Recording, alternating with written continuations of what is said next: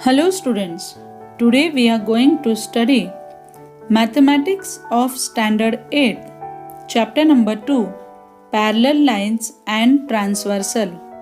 Earlier we studied definition of parallel lines and angles formed by two parallel lines and transversal. Today we are going to study properties of these angles. First, property of corresponding angles. Each pair of corresponding angles formed by two parallel lines and their transversal is of congruent angles. For example, in adjoining figure, line PQ parallel to line RS and line AB is a transversal. Hence, corresponding angles are congruent. That is, angle AMP congruent to angle MNR, angle PMN congruent to angle RNB, angle AMQ congruent to angle MNS, and an angle QMN congruent to angle SNB. Second property, property of alternate angles. Each pair of alternate angles formed by two parallel lines and their transversal is of congruent angles. For example, in given figure, interior alternate angles and exterior alternate angles are congruent. That is, angle PMN congruent to angle MNS and angle QMN congruent to angle MNR. Also, angle AMP congruent to angle SNB and angle AMQ congruent to angle RNB. Now, third property, property of interior angles. Each pair of interior angles formed by two parallel lines and their transversal is of supplementary angles. For example, in given figure, interior angles are supplementary, that is, major angle PMN plus major angle MNR equal to 180 degree. Also, major angle QMN plus major angle MNS equal to 180 degree.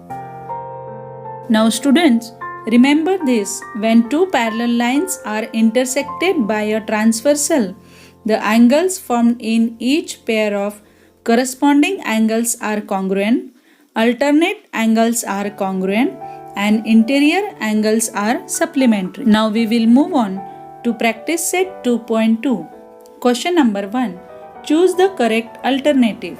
First, in the adjoining figure, if line M parallel to line N and line P is a transversal, then find X. Now, if you'll observe, line M and line N are parallel and P is transversal. Hence, X and 3X are interior angles, therefore they are supplementary. Hence, X plus 3X equal to 180. Therefore, 4X equal to 180. Now shift 4 towards the right hand side. So it will become X equal to 180 upon 4. Hence, X equal to 45 degree. Hence, correct alternative will be C, 45 degree. Second, in the adjoining figure, if line A parallel to line B and line L is a transversal, then find X. Now we will assume C is opposite angle of 2X. Hence, C and 2X are congruent as they are opposite angles. Now if you'll observe, line A and B are parallel. Hence, 4X and 2X are interior angles. Hence, they are supplementary. Therefore, 4X plus 2X equal to 180 degree. Therefore, 6X equal to 180 degree. Now shift 6 towards the right hand side.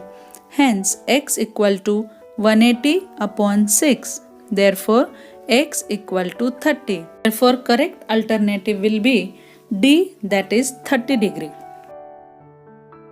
Question number 2. In the figure, line P parallel to line Q and line T and line S are transversals. Find measure of angle X and Y using the measures of angles given in the figure. Now let us assume A is angles in linear pair with 40 degree. Hence, A plus 40 equal to 180 degree. Now shift 40 towards the right hand side. Hence, A equal to 180 minus 40. Therefore, A equal to 140. Now if we'll observe figure, angle A and angle X are corresponding angles. Hence they are congruent. Hence angle X equal to 140 degree.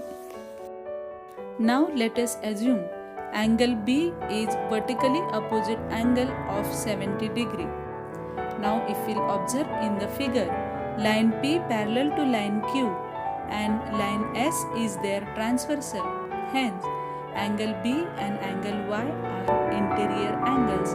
Hence they are supplementary. Now after putting value, angle B is 70 degree. Hence 70 plus Y equal to 180. Now shift 70 towards the right hand side. Then angle Y equal to 180 minus 70. Therefore angle Y equal to 110